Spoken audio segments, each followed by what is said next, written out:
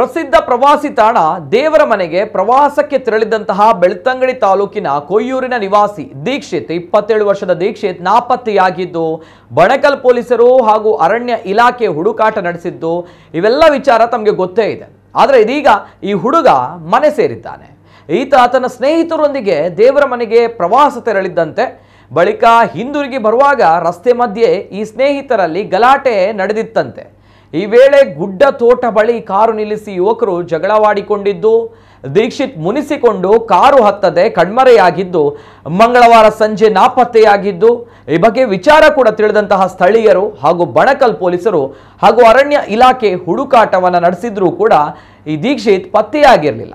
ಇದೀಗ ಯುವಕ ಬೇರೆ ವಾಹನದ ಮೂಲಕ ಊರಿಗೆ ಮರಳಿ ಪತ್ತೆಯಾಗಿರುವ ಬಗ್ಗೆ ಬಣಕಲ್ ಪೊಲೀಸರಿಗೆ ಮನೆ ಮಂದಿ ಮಾಹಿತಿಯನ್ನ ನೀಡಿದ್ದಾರೆ.